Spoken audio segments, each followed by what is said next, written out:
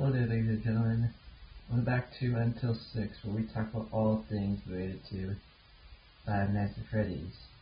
And today I've constructed a complete timeline of Five Nights at Freddy's, and I'll be going over what I believe to be the FNAF timeline. I constructed this by myself, and I'm going to explain to you what I think the timeline goes, and try to explain the story to you. Let's begin. It all goes back to 1970 in Hurricane, Utah, when two men, Henry Emily and William Afton, got together to create costume characters for the annual Fall Fest, a festival that took place during the autumn season in Hurricane. They created Fredbear, a singing, talking bear. It was a fur costume, and this took place in 1970. It seems to be that this is odd Fall Fest. Fall Fest seems to have an emphasis, especially beginning with the Stillwell games. And Fall Fest 1970 also seems to have some kind of emphasis.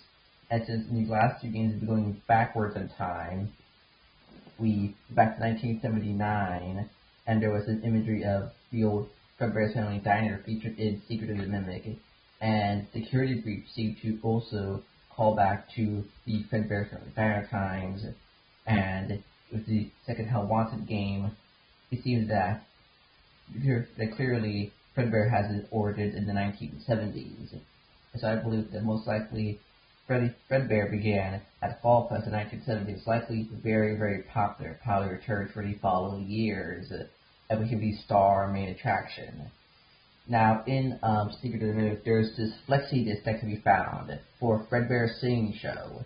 Now, it advertises that that is an advertisement.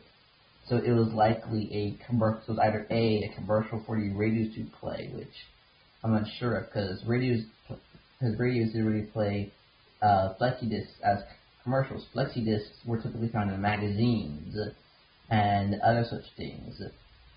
Sometimes back in the day, there would be records included in cereal boxes that you could cut out and play on the record player, or like I said, programs would be included in computer magazines on flexi discs. At the time, that was the actual thing. So it could have also been some sort of prize or giveaway thing. In the 1980s, McDonald's did a promotion where they sent out flexi discs as part of flexi discs, and the flexi disc had people singing the McDonald's song, and whoever got the song, or whichever had reported them getting the song correctly, would be the winner of the money. So this also could have been some kind of a giveaway sort of thing, ad for the people instead of a radio ad. But nonetheless, eventually after a few years, Fredbear's Family Diner came to be. During its Fall Fest days, it was a Fredbear's Sing Show. That's what the advertisers of the Security Breach are for. His singing show. At the Fall Fest, it's the big main attraction there. People go to Fall Fest to go to see Fredbear because there's anything really like it out there at the time. Dancing, singing, bear, and stuff. It's a special novelty. That's what those black and white posters advertise, because color printers didn't really exist at the time, and the reason why the old pie style is because the fellows could have grown up on that. Not too far off, depending on how old they were when they started. They could have been around to see some of the last Randy Fleischer and old Disney tunes, and if they were a little bit younger, those old cartoons still played on the television for many years. So they could have convinced themselves why it's the old pie-eyed style, because black and white makes sense, because, technological and money constraints.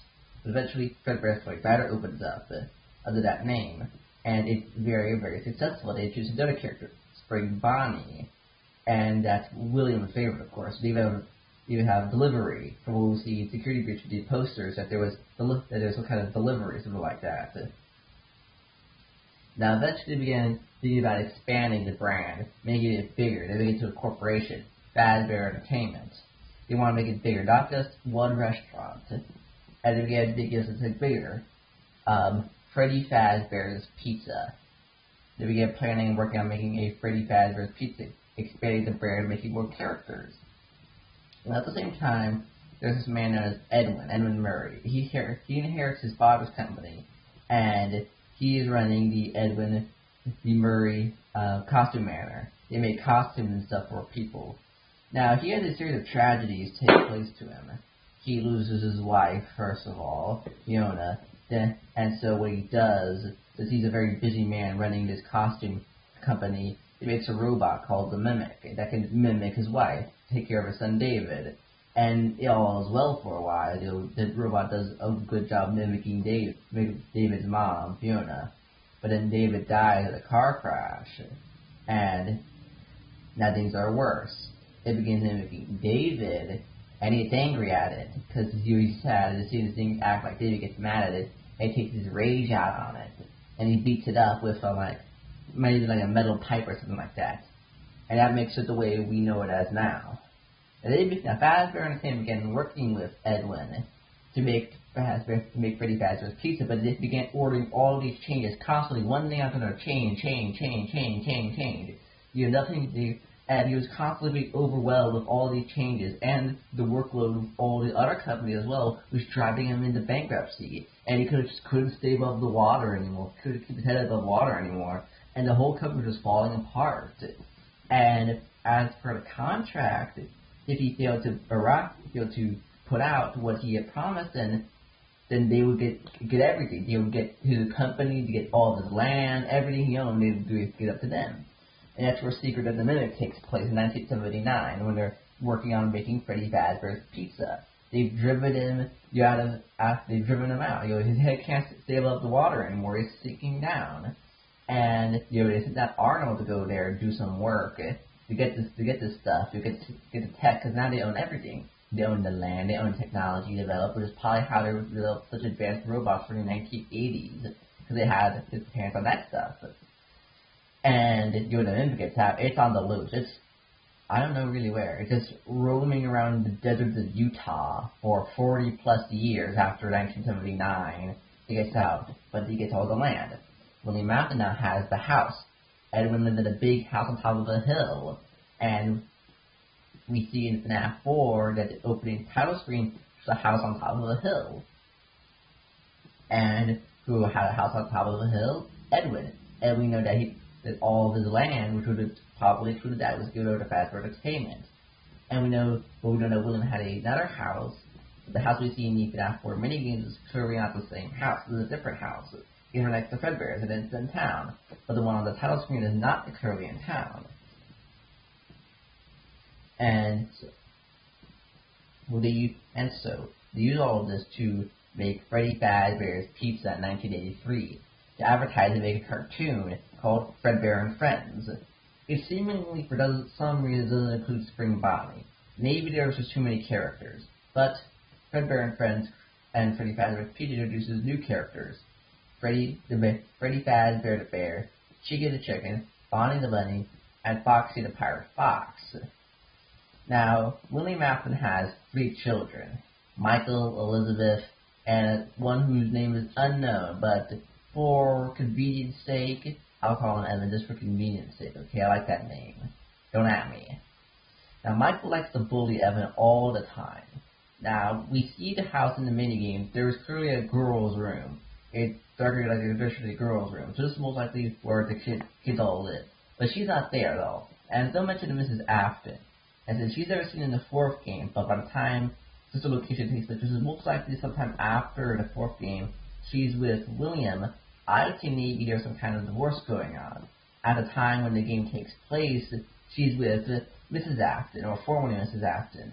And then sometime later she got given over to him, you know. Sometimes that has to do works. 1 week with the parent, one parent will another week with another parent. That's how you go back and forth, back and forth, back and forth. Maybe it was something like that.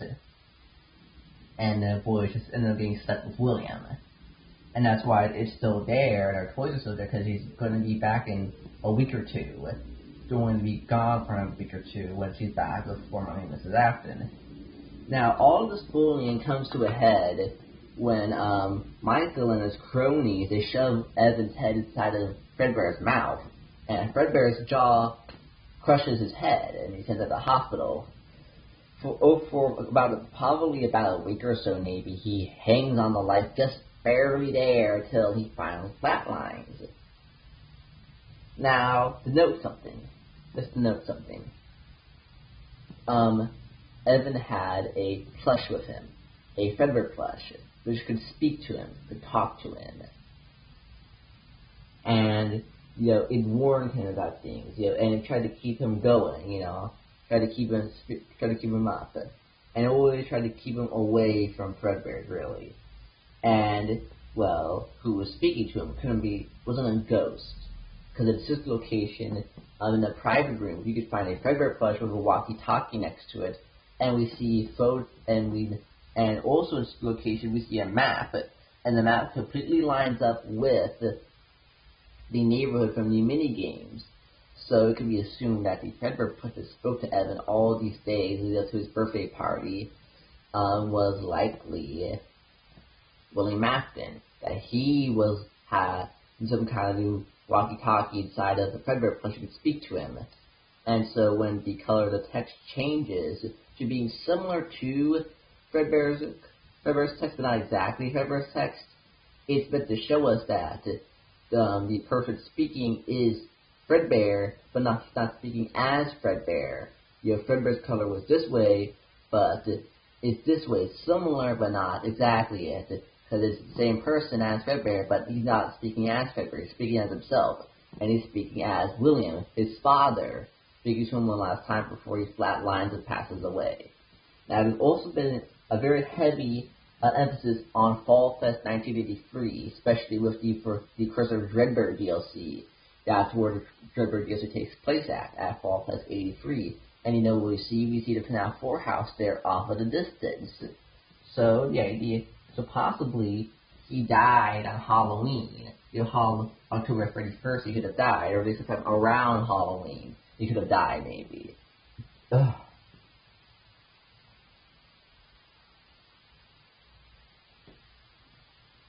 And in the following days, it was tragedy, really was. A whole media scandal surrounding the place. The place was shut down. Fredbear and Bonnie were thrown out back, into the back room. Fredbear's was shut down, and they're mostly focusing on Freddy's. And William was mad. He was angry. And to be the kind of person William is, you'd have to be a psychopath. Psychopaths are different from sociopaths. Psychopaths can blend into society more. They plan out their acts much more. They plan a lot more.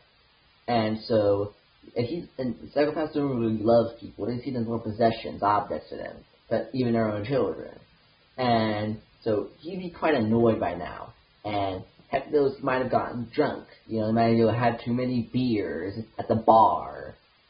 And it was a couple of days after the events of the bite, there's a whole media press scandal. The Afton family is under target by the media. The name's been tarnished by his good-for-nothing son Michael. Son Michael ruined everything, really. And so even had the couple of years, he's driving past Freddy's, and what does he see? Sees Charlie. Who's Charlie, asked? That's Henry's daughter. And he's mad, he's real mad, he's thinking about how everything's been ruined, all this stuff has been ruined, it's all messed up. It's all messed up. Everything's messed up. And, so it goes, and he's mad, and you psychopaths him to be violent, of course. So he goes out, and he kills her. I would say how he killed her. Maybe he strangled her. That's the best possible with his, maybe he had a knife on him, but who cares on a knife with them? This doesn't seem pretty premeditated. He just act of violence. He just grab her, strangle her, and he kills her out back. And he leaves her body in the dumpster. Now, Henry developed this machine called the security puppet. You had to wear a special bracelet for you to track you around to protect you, and he put that on Charlotte. The protector, because he was always busy, but she got locked out by bullies. Now, the security puppet was able to get out and into the rain. The rain caused the circuits to burst and fizzle up, and it clung to her side as it died out, and she ended up possessing the puppet. She was now fused with the puppet, and she could possess it. He went home, and William went home. He tried to go back to the bar, Junior, but they said, you already had too many drinks. Stop being drunk all the time. And, Michael's really in for it. He's really in for it. He messed up big time. He just killed his brother. He's in for it. He doesn't want to be at the house, He does not want to be at the house at all whatsoever. So he's real in for it.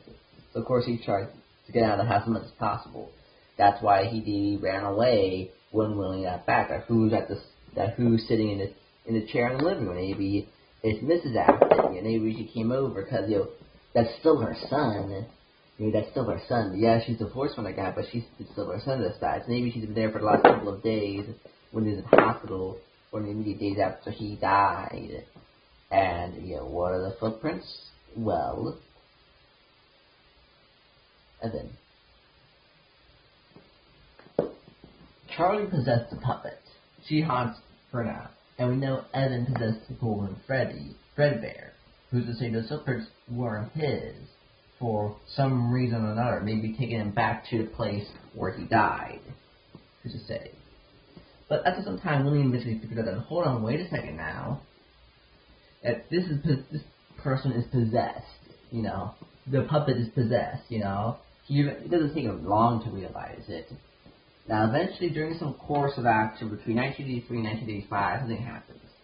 A second Freddy Fazbear's Pizzeria opens up between this time period. And while there, a spring lock malfunction takes place, a spring lock failure. In the early days of the company, it was very expensive to have both an animatronic and a suit. So to save money, to build a machine that's both an animatronic and a suit. You could turn it into a robot and turn it into a costume, save money, instead of having to buy both a suit and a robot These whole spring locks. But when a spring lock failure takes place, it's pretty deadly. It is pretty fatal. And at this other sister location, there are two of them, and the two people are killed. These spring locks go off, and they're killed. These become Shadow Freddy and Shadow Bonnie. These sort of agony spirits, They were never acknowledged or talked about. They were covered up and hidden, sent away to the back room to die and bleed out. And sometime eventually, when William figured out, hold on, wait a second now, these guys can possess things, He decides probably to run, a little experiment to see what he can do. Now, I'd say just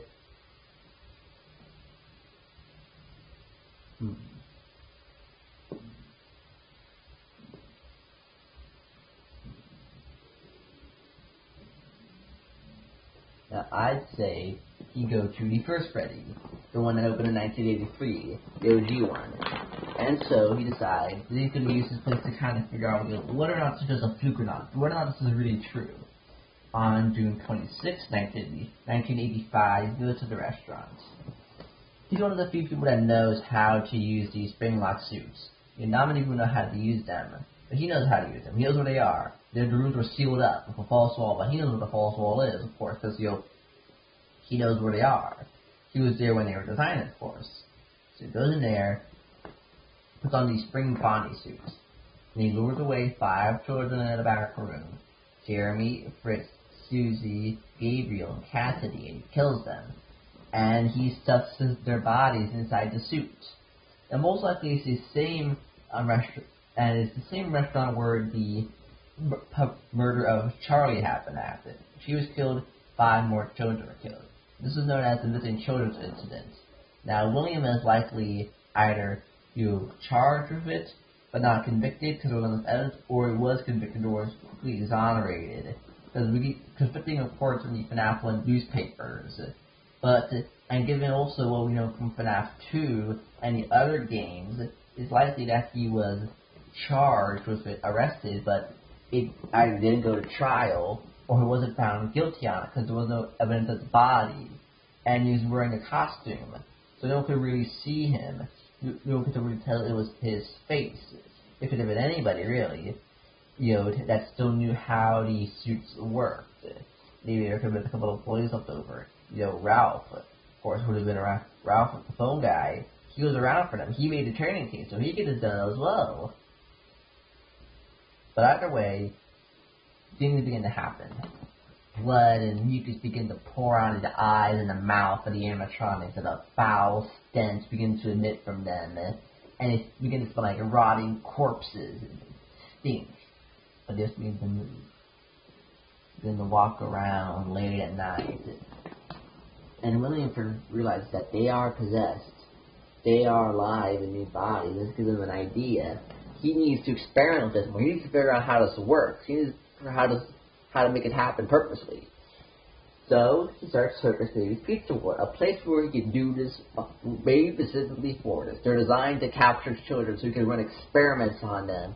So you can figure out how this whole thing works. What causes this? How can you harness it? And use it for specific purposes. But this is also when he has Elizabeth with him. It's William Afton's Elizabeth's time. Well, he tells her, stay away from these things. Don't go near them on opening day. But she doesn't listen. And she goes toward the Star Attraction Circus Baby. And like I said, they are made to capture children.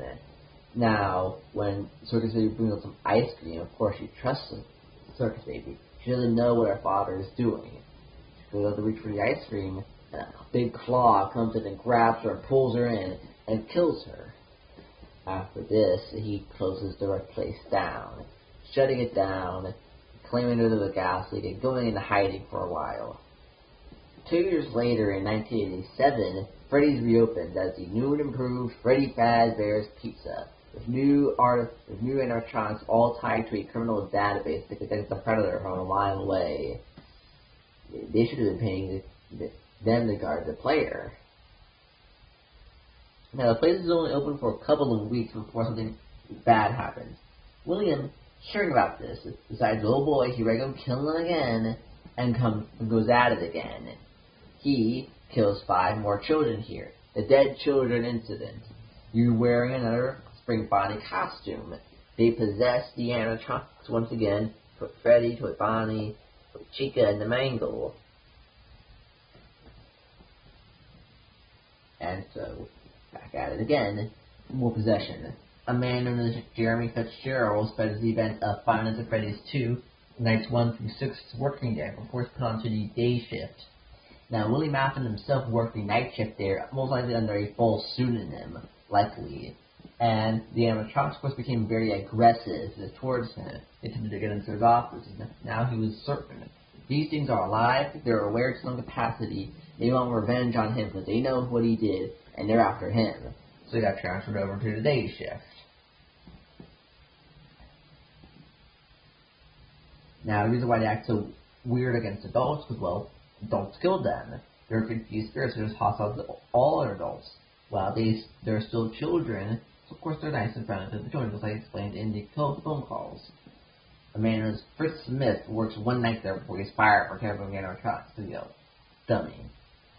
But Jeremy is transferred over to the day shift for one last birthday party before the whole place shuts down. And there, the Mangle bites his frontal lobe off. Gone. He's lost his frontal lobe. It's gone. Of course, the place shuts down, of course. You can't have that kind of bad press there. It's promised by Fazbear Entertainment that the place will return in under a smaller size, but that it will live on. Shortly after this, William begins Circus Baby's rentals, where people can rent out these animatronics for their birthday parties or their special events. This allows them to track and kidnap more children. These are the souls that possess the Fun Times Freddy, Fun Time Foxy, Ballora. You capture them all, and it gets their soul stuck in there as well, as it begins to working to experiment, trying to figure out what this is exactly. Figure out that this is what is called remnant. And that remnant can be used to bring things to life and make them sentient. Now, sometime later, the FNAF 1 Freddy Fazbear's Pizzeria opens up. It's much smaller, a much smaller scale. It reuses the animatronics from the original location, the one where the bodies are still stuffed into them. It reuses those animatronics, retrofits them, and fixes them up, and it has them now back on stage performing for people. So not many people come, as nobody really trusts the place anymore. 10 children disappear there. One man lost his frontal lobe, and another girl was murdered in the back alley of it. Nobody trusts Freddy Fazbear's Pizza anymore, so hardly anybody ever goes there now.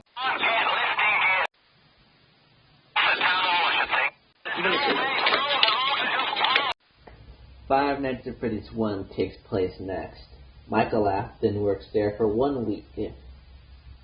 Ralph, the phone guy, the man who recorded the training tapes for them and made these phone calls with FNAF 2, were a week prior to him that was killed on Thursday, and he left behind his daughter.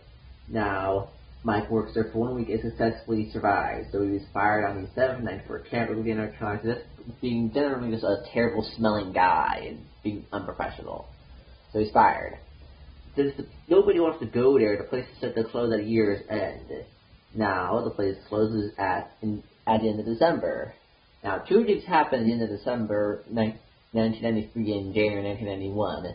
First things first, William Afton goes back to the restaurant to destroy the animatronics, tears them from parts, tears them to bits and pieces.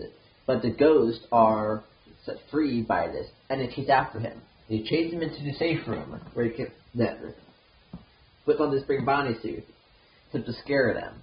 But the damp and moist room, the place is falling apart and there's general disrepair. This causes the spring locks to be set off, as they're very water sensitive. He's impaled from all sides. His lungs fill up with his own blood. He begins choking on his own blood, and he's eternally bleeding, and he dies there in the safe room. And the spirits go away. At the same time, he had given Michael a job beforehand. He sent Michael to go down into the rental place to go set his sister free. That's exactly what Michael did, but at a cost. Elizabeth had become angry, vengeful, and vindictive over those years trapped down there, and she and the others worked together to get out of there. They believed Michael was William due to the great resemblance they had for each other. They looked very similar, so they had a plan. Scoop out inside and tear each other apart to form one big robot to force himself inside of his empty skin shell to escape. And that's just what they did. They tore themselves from bits and pieces and formed a new animatronic, and used the scooper to rip out his organs and his skeletal system and replace it with their machine body. He was now a shell, a husk, a host, really, for a parasite. They got out into the streets, but his body completely decayed and decomposed, creating a purple, rotting, decaying corpse falling apart at the seams. He lost his teeth, he lost his hair, maybe even his eyes from what it seems, and he vomited it out. But there was some remnant left in him. This remnant left in him kept him alive. His sister promised him that he wouldn't die, and, well, he didn't. He lived just as a zombie now, or something akin to a zombie, really. He was dead, but he was alive. When he found his father was missing, he decided that the only thing he'd do now was try and find him. That's what he spent the next 30 years trying to do, until 2023, when he finally found him. But the stories and urban legends of Freddy's, the killings, the appearances, the bite, those were pretty good stories, and somebody had to cash in on it. And they created Fazbear's Fright. Michael, of course, heard about it and decided, well, this looks like a job for me, and got a job there. The fellows there ended up finding Springtrap, formerly William Afton, though he was far from human anymore, and they brought him to the restaurant. Once Michael figured this out, he set the place on fire and burnt it down to the ground, taking William with it. But he survived. He came back. He always comes back. Michael partnered up with Henry to create a fake pizzeria to trap all the spirits and bring them in. Elizabeth had been kicked out of the creature they had created, Ennard, because she was too bossy and controlling. And out of Ennard, Circus Baby, came Molten Freddy, and Circus Baby rebuilt herself as Scrap Baby. The puppet was still roaming the streets of Utah and was trapped inside of a machine known as Lefty, a black version of Freddy, by Henry. William had lost part of his arm and had somehow been able to regenerate some new bone, possibly from remnants, and become Scrap Trap. They were all lured into one place, and the building was set ablaze. Trapped inside of an endless maze where none could escape from, they stayed all exactly where they needed to be.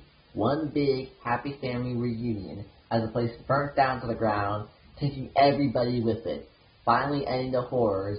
The children killed all those years ago were finally set free and had their happiest day, and the people who all needed it passed on and went on to heaven, where they lived, where they existed for the rest of time in peace and harmony, while the ever evil and vindictive William, the man who has caused all of this trouble and pain to innocent people, was sent down, down, down. But not in heck exactly. He was in some kind of limbo, some kind of strange place that wasn't exactly it. It was the same thing over and over and over again, repeatedly being tortured for an end of time. Possibly not that Lucifer is doing, but somebody else's. The one he should not have killed. Out of the 11 or so people he killed, maybe up to 14 inadvertently if you count the fun times. There was one of them which, well, he should not have killed, and she was very, very, very angry. It's most like, and it's highly believed, it was probably Cassidy. And the idea is that maybe when he stuffed her inside a Golden Freddy, because there was no other suits besides Golden Freddy, could have been anybody else. Maybe he spring-locked her. Maybe that's how he killed her. A very gruesome, intense death compared to however he killed the other ones. A very gruesome death. Spring-locking is a very painful way to go out. Maybe that's why she was so angry. Maybe that's why she was so vengeful. Vengeful spirit, the one he shouldn't have killed. And he should just an angry person in life, maybe. But she, for all eternity, had his creations torture him and attack him repeatedly over and over and over and over and over again for time after time after time.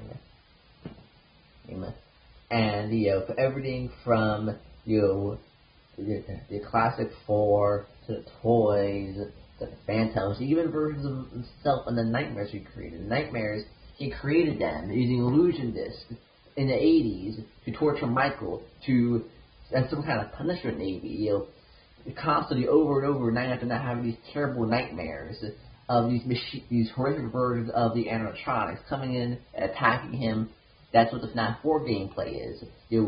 Making your way through the bedroom, being attacked by these horrific versions of the animatronics. That's the nightmare version. That's what William created, using these illusion discs to make seemingly nothing turn into something.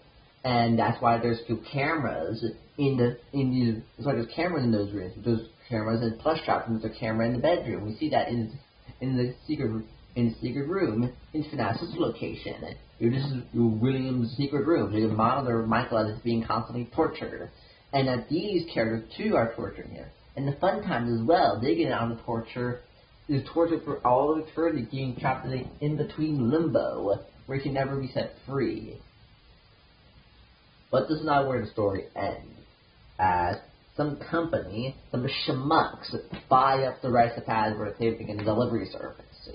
This delivery service has robots being sent to people's houses for events, birthday parties, Christmas, New Year's, Thanksgiving, 4th of July, weddings, bar mitzvahs, heck knows, And this brings in a lot of money, and brings back the nostalgia for Freddy's. Now, to cover up all the horrible things that happen, they hire a guy to make games about it. That's what the FNAF games tell me. Yeah, the FNAF games exist in the FNAF universe, so you can play FNAF in FNAF. Because they hired some guy to make those games in the universe, to make everybody forget about all the tragic, horrible things that happened in the FNAF universe, and making things all but fiction. And then make everybody forget about all the horrible things, and they're raking in the dough from it. So they begin to make a video game, a VR game, and they begin scanning things from the VR, through whatever circuit boards and wires they can find to make the process faster. They end up bringing in the Mimic. Yes, the Mimic is back. Now, it seems to make the game go weird, as for some reason, decides to mimic William. Puts on the yellow rabbit suit that William used, because he always comes back. Now, Now, it causes terrible results. A worker there named Jeremy, this is the third Jeremy, Jeremy victim, Jeremy the night guard, Jeremy the game developer. He slices his own face off because of the game. It took control of its mind. The minute it taken people's minds over, as it takes on the form of the spring bodysuit. And it takes over a woman named Vanessa's mind. And she becomes Vanny, homicidal, rabbit costume wearing killer of children, huh? Where do we see that? And she's sort of a reluctant follower. She doesn't really want to do this, but she's being influenced and sort of forced to do this. Now, eventually, with all this money being made, they open up a restaurant. Freddy Fazbear's Mega Pizzaplex. During this time, they send a guy down into the old FNAF 6 restaurant to get some tech. It's one of the bullies. The bullies that killed Evan. Most likely the Bonnie bully. And he's a grown man now. He's probably forgotten about, maybe not forgotten, but he's gotten over it, and well, it doesn't go so well for him. He ends up getting his mind stuck inside of a service bot. He's trapped inside a machine for all of eternity now. Eventually the place opens up. It's a huge success. It's big. They rebranded. They got rid of Foxy. It's Roxy now. Originally Bonnie was there, but for some reason he got scrapped in favor of an alligator. Weird. We don't know why. How? Now, eventually, some strange things are going to happen. Vanessa gets a job there, despite not having the proper qualifications. She still gets a job there. And, of course, with being under control of the mimic, she begins to do stuff. And you do all kinds of whatever things. Eventually, someday comes along, a fellow named Gregory, a young lad, gets trapped in there overnight after he was pursued by Vanny. And he works with Glamour Freddy, the only one who wasn't seemingly breached by the virus that is the mimic, and they work together, and they put a stop to Vanny's shenanigans, and they free her from the control of the mimic, or whatever it is, sort of, and they go home. But after all the destruction Gregory caused along the way, he caused a lot of destruction on the way there. He destroyed all of the glam rocks. Even Freddy was whittled down to his head. The place shut down. Now, the thing is, it's above the old Freddy's. And the old Freddy's was in a sinkhole. So building on top of the sinkhole in a sinkhole, it goes into a sinkhole. Now, at some point in time, Vanessa and Gregory went back there to do something, possibly to try and stop the mimic. But his friend Cassie went there herself, trying to find where he's been. He hasn't gone for who knows how long, weeks, maybe months. And, well, the events of Security Week to Ruin take place. That's where we end things off. She gets tricked by the mimic, thinking it's Gregory. They would mimic his voice, leading her all this way to take down the defenses of an AI system that kept it from you doing whatever it wanted to do. And she was chased by the mimic, got set down in the elevator, as if she could reach an elevator. But she was told by Gregory, the real Gregory, that they couldn't have any followers, they didn't want to risk anything, and got sent down, down, down into the abyss. And that's where the story ends off for now. Yeah, that's all I gotta say for today's episode. I'll see y'all around. Bye.